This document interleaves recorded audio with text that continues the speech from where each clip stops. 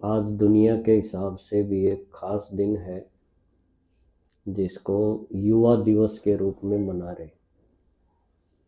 आपको पता है युवा दिवस? एक स्वामी विवेकानंद हुए, बहुत ही महान तपस्वी योगी आत्मा, और उनकी जयंती को युवा दिवस के रूप में मनाते हैं। तो स्वामी जी पक्के ब्रह्मचर्य में रहने वाले और भारतीय संस्कृति उसको विदेशों में उसका झंडा गाड़ने वालों में से हुए। तो स्वामी जी का ये मानना था कि अगर मुझे 100 ब्रह्मचारी मिल जाएं, कितने? 100 ब्रह्मचारी मिल जाएं तो मैं दुनिया बदल दूं। ब्रह्मचर्य की ताकत बताई। आज बाबा के यज्ञ में आप देखो, लाखों की तादाद में पवित्रता को धारण किए हुए बाबा के बच्चे हैं। तो ये सब दुनिया बदलने का खेल हम सब के सामने अभी चल रहा है, और कोई और नहीं बदल रहा है, आप सब बदल रहे हो। है नंबरवार, लेकिन सब ने इस व्रत को अपने जीवन में उतार रखा है ना? तो सभी अपने लिए एक बार ताली बजा दो।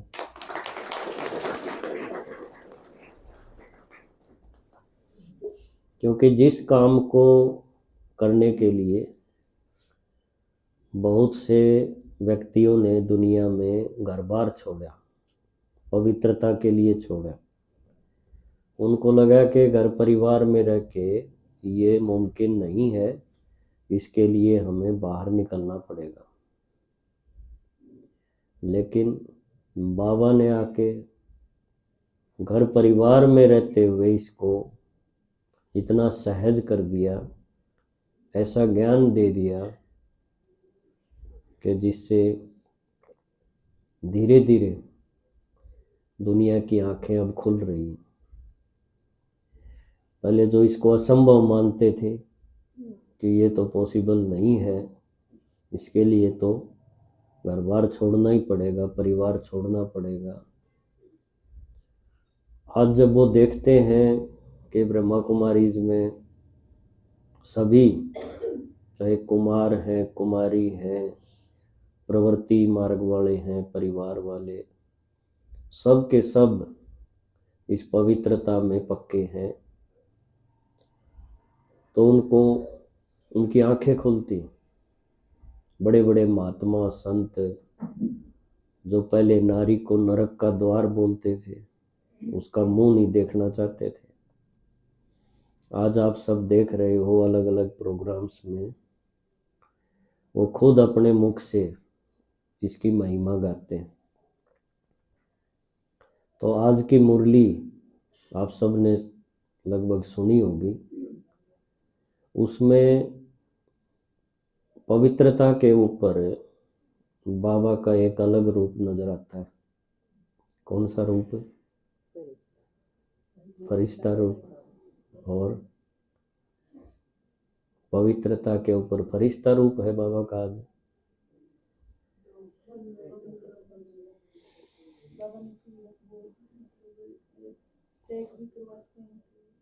धर्मराज रूप। देखे बाबा को धर्मराज भी बोलते हैं ना। तो प्यार का सागर का रूप भी है और साथ में धर्मराज भी। आपको कौन सा अच्छा लगता है, प्यार का सागर या धर्मराज? प्यार का सागर। शास्त्रों में जिक्र आता है कि अगर भगवान की भ्रकुटी तन जाए तो समुद्र भी थर्राने लगे, ऐसी उसकी शक्ति बताई। तो मुझे तो बाबा का वो रूप कभी कभी किसी किसी लाइन में नजर आता है, तो मुझे वो अच्छा लगता है। प्यार का सागर तो है ही, लेकिन वो शक्ति में देखना चाहता हूँ। तो वो आज की मुरली में 4-5 लाइनों में है ना। आप सबने सुनी होगी, लेकिन हम आज फिर से उसको रिवाइज करें, पढ़ के सुनाऊंगा, क्योंकि वो शब्दों में बाबा का वो रूप है जो मैं ढूंढ रहा था। और मधुबन में आप देखेंगे कई जगह यही 5-7 लाइनें बाबा का फोटो के साथ लिखी हुई, कई जगह लिखी हुई। इस बार मधुबन जाओ तो देखना, आपको दिखेंगी, क्योंकि बाबा अपना शक्ति रूप 1-2 लाइनों में बता के फिर प्यार की तरफ आ जाता है। अब जिसको शक्ति रूप देखना हो, समुद्र कैसे थर्राए, तो रूप तो वो भी गजब है ना। तो आज की मुरली में मुझे ऐसा दिखाई दिया, तो मैं चाहता हूँ आप सब भी उसको सुनेंगे।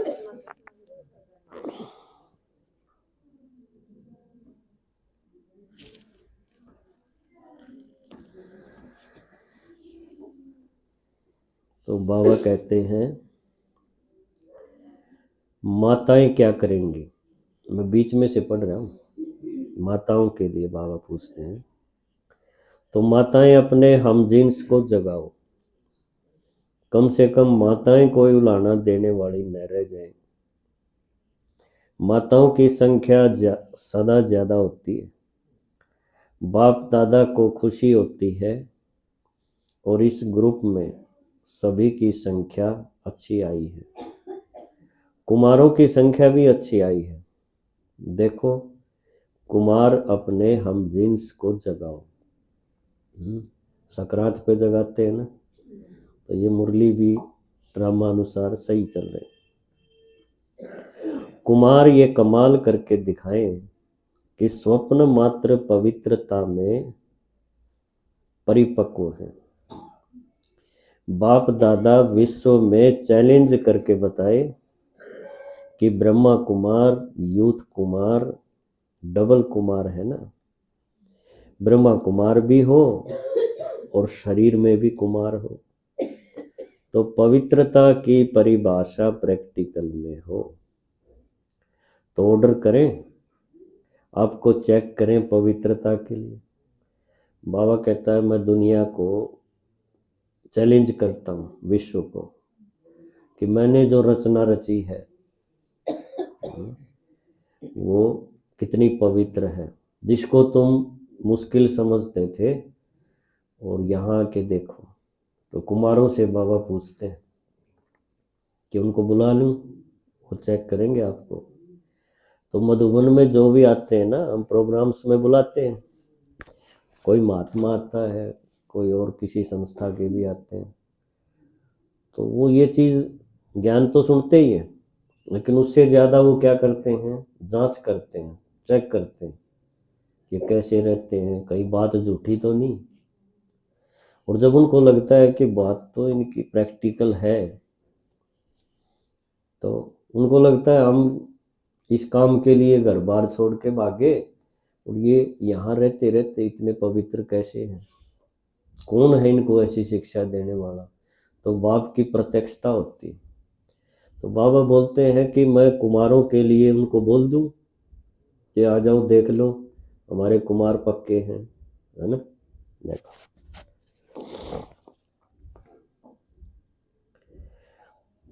कुमारियों को भी ऐसे बनना है। कुमारी अर्थात पूज्य, पवित्र कुमारी। कुमार और कुमारियां ये बाप दादा को प्रॉमिस करें कि हम सभी इतने पवित्र हैं जो स्वप्न में भी संकल्प नहीं आ सकता। तब कुमार और कुमारियों की पवित्रता सेरेमनी मनाएंगे। अभी थोड़ा थोड़ा है, बाप दादा को पता है। बाबा कहते हैं मुझे पता है, बाबा को तो पता है कहाँ कहाँ कमियां हैं। अपवित्रता की अविद्या हो, अविद्या मतलब जैसे छोटा बच्चा होता है ना, इन्फेंट छोटा, उसको नहीं पता होता मैं लड़का हूँ कि लड़की है, छोटे बच्चे को नहीं पता होता। तो अविद्या।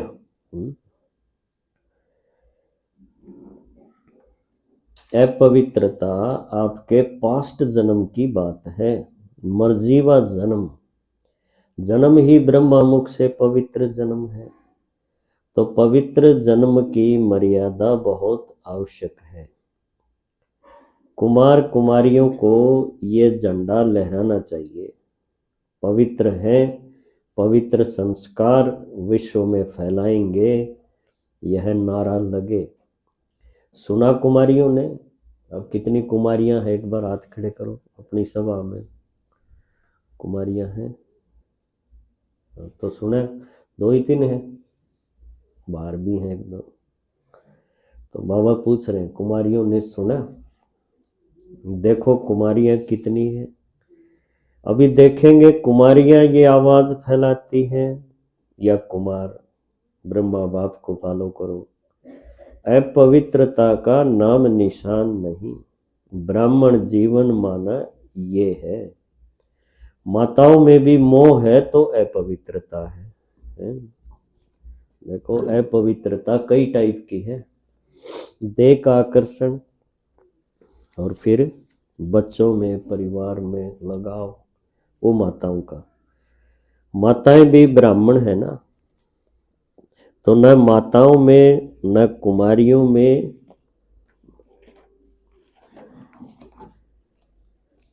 न कुमारों में, न अदर कुमार कुमारियों में। अदर कुमार मतलब जो शादीशुदा है लेकिन बाबा की श्रीमत पर रह रहे। अब ध्यान से सुनना, अभी बाबा का वो रूप आ रहा है। ब्राह्मण माना ही है पवित्र आत्मा। अपवित्रता का अगर कोई कार्य होता भी है तो ये बड़ा पाप है। इस पाप की सजा बहुत कड़ी है। ऐसे नहीं समझना ये तो चलता ही है, थोड़ा बहुत तो चलेगा ही नहीं। ये फर्स्ट सब्जेक्ट है, पहला सब्जेक्ट है इस ज्ञान का। नवीनता ही पवित्रता की है। ब्रह्मा बाप ने अगर गालियां खाई तो पवित्रता के कारण, और कोई बाबा में कमी थोड़ी थी। दादा लेखराज का जो जीवन देखे हम तो बड़े सम्मानित थे। राजे महाराजा भी उनके आए बिना अपने दरबार का वो नहीं करते थे, कार्रवाई शुरू नहीं करते थे, लखी दादा को आने दो। लेकिन गालियां खाई तो पवित्रता।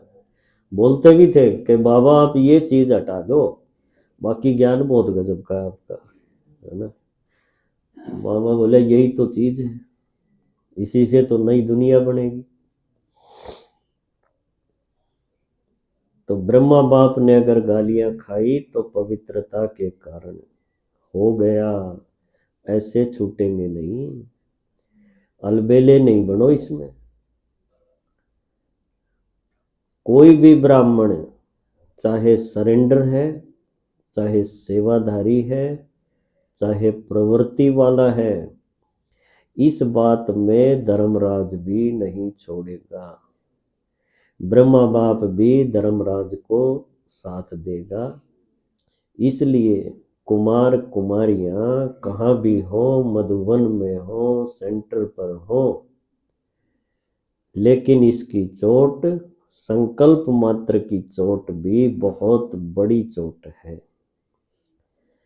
गीत गाते हो ना, पवित्र मन रखो, पवित्र तन रखो, गीत है ना आपका, सुना ये गीत सबने? तो मन पवित्र है तो जीवन पवित्र है। इसमें हल्के नहीं होना, थोड़ा कर लिया क्या है? थोड़ा सा कर लिया क्या है, ऐसे हल्के नहीं।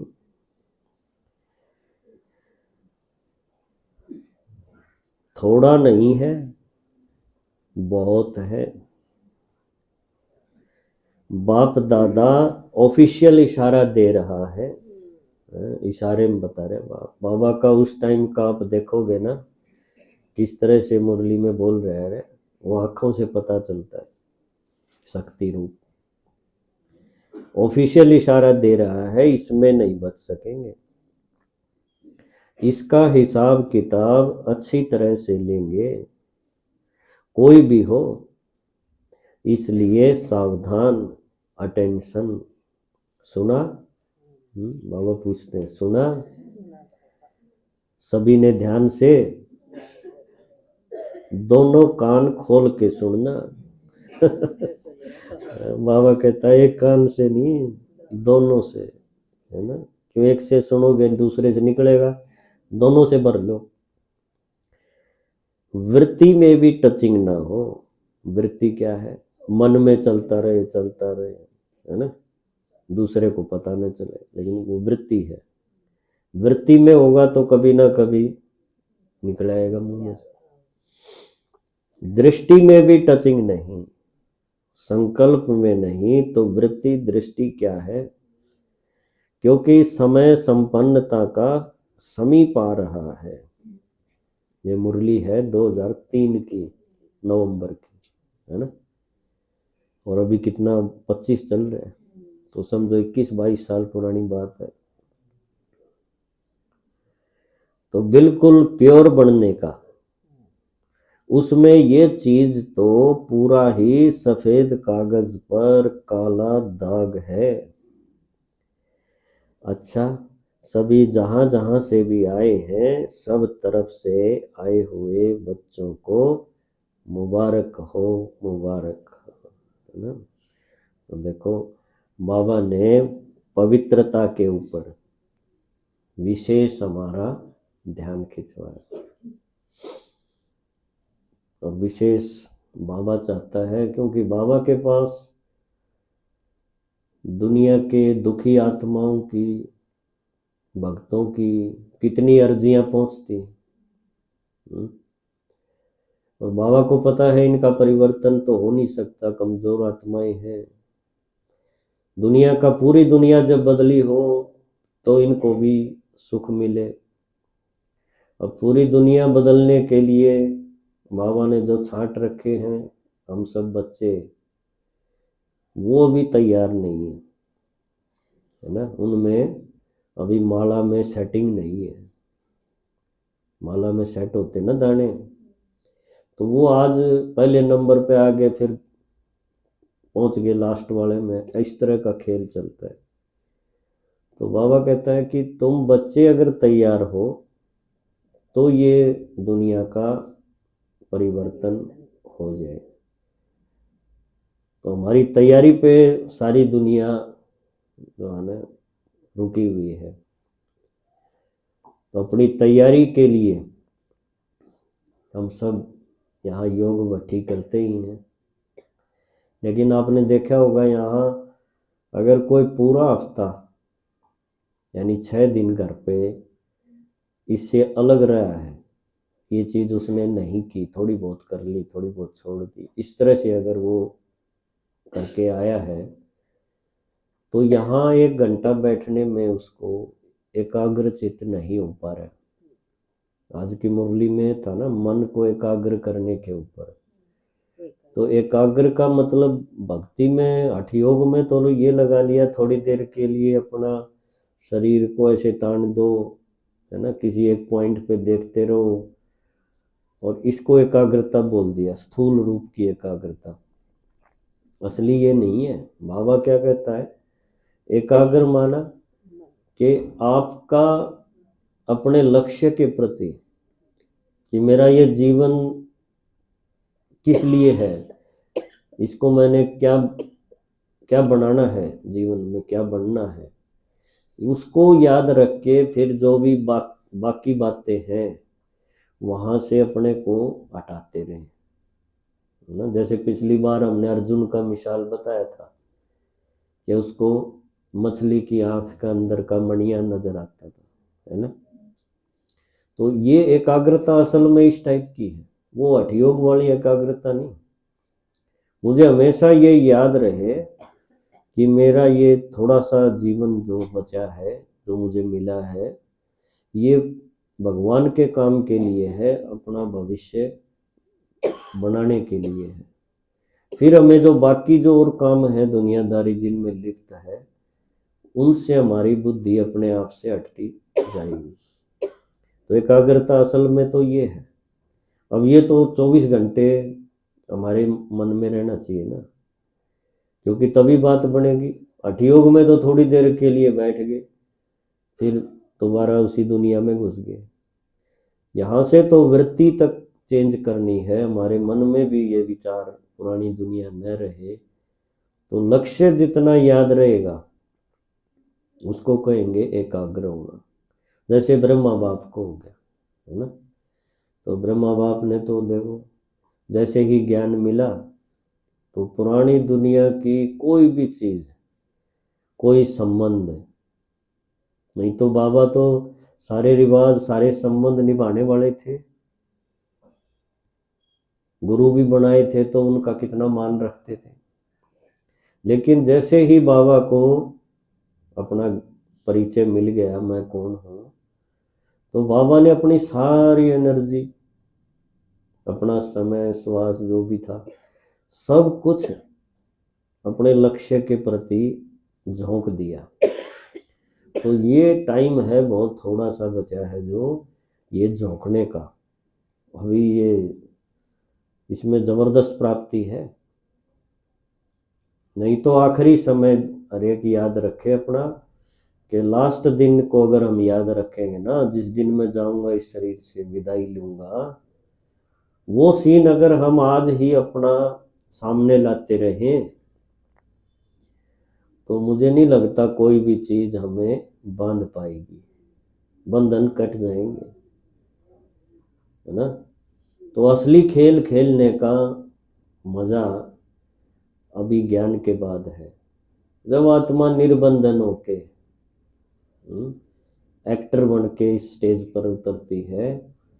वो स्वमान, आज बाबा ने बताया, स्वमान की स्मृति रहनी चाहिए कि मैं आत्मा यहाँ साधारण कर्मों के लिए नहीं आई हूँ, मेरा अवतरण हुआ है, मैं उतरी हूँ। अब तक तो थी यहाँ बंधी हुई, करना पड़ेगा, ये पड़ेगा वाली भाषा थी बंधन की। अब वो वैसी नहीं होनी चाहिए। अब हूँ मैं फरिश्ता। फरिश्ता समझते हो ना, फ्री, उसको कोई बांध नहीं सकता। फरिश्ता बस जो भगवान ने संदेश उनको बताया है कि ये संदेश दे के आना है, फरिश्ता उसी काम के लिए धरती पे उतरता है। तो ब्रह्मा बाबा की जीवन कहानी भी आप सभी पढ़ते होंगे, आज भी थोड़ा सा जिक्र था उसमें कि बाबा के आखिरी के दिन कैसे बताए थे। दीदी मुरली में बता रही थी कि दादी जब उनका हाथ पकड़ती थी तो ऐसा लगता था जैसे ये हाथ रुई के हैं, है ना, बहुत कोमल। क्योंकि जैसे जैसे हम इतनी ऊंची स्टेज मन से बनाएंगे तो आपका जो बॉडी कॉन्शियसनेस है, देहभान जिसको कहेंगे, वो खत्म होता जाता है, तो हल्के हो जाते हैं।